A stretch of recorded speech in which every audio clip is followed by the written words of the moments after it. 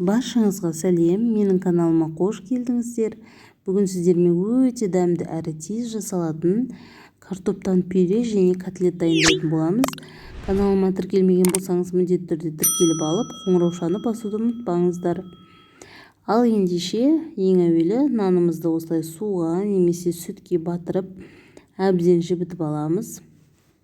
Менде тандыр наны, қандай нан алсаңыз да бара береді. Одан соң осылай пиязымызды ұсақтап турап аламыз. Және де үккіштен картопымыздың барлығын өткізіп, бағанағы дайын тұрған фаршымыздың үстіне кезекпе-кезек саламыз. Нанымызды пияз, картоп, жұмыртқа және дәміне қарай тұз, бұрыш және тәтті паприка қостым мен. Сіз қалауыңызша қоса берсеңіз болады. Енді барлығын жақсылап қолыңыздың көмегімен осылай араластырып шығасыз. Толықтай қанша керектігі жөнінде видеоның астына описанияға жаза кететін боламын. Жақсылап араластырып болғаннан соң осылай сілкілеп алыңыз. Сол кезде сіздің котлетіңіз шашырамайтын болады және бөлінбейтін болады пісірген кезде. Мінекей, алақаныңыздың көлемінде осылай котлеттер жасап аламыз. Тым қатты жұқа да емес, тым қатты қалың да емес. Барлығын жасап аламыз. Мінекей, осыншама котлет шықты менде.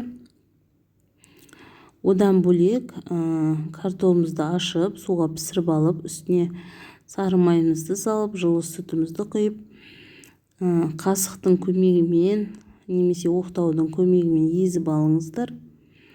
Жақсылап езіп болғаннан соң дәміне қарай тұзын салып, блендердің көмегімен жақсылап араластырып алыңыз. Сол кезде сіздің пюреңіз өте жұмсақ, нәзік болады.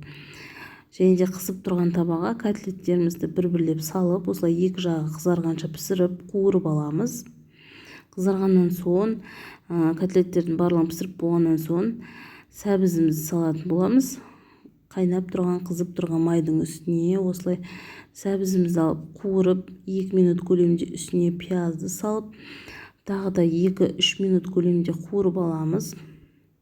Одан соң біраз қасық томат пастасын салып, жақсылап араластырып, 1-2 минут көлемінде тағы да қуырып, үстіне суымызды құйып, қызартып қуырған котлеттеріміздің барлығын салып шығып, үстіне қайнаған судан құйып, котлеттеріміз батып тұратындай қылып, бір 30 минут көлемінде пісіріп аламыз. Бетін жауып, котлеттеріңіздің барлығы астына сыймаса ештеңе етпейді, бір-бірінің үстіне қоя беруге болады.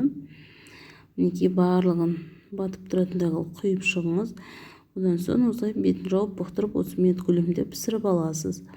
Мінекей, біздің пюреміз де дайын, котлетіміз де дайын. Өте дәмді ас шығады. Түскі асқа немесе кешкі асқа дайындасаңыз болады. Егер де сізге менің видео рецептім ұнап жатса, лайк басып, комментарий жазып, подписка жасауды ұмытпаңыздар.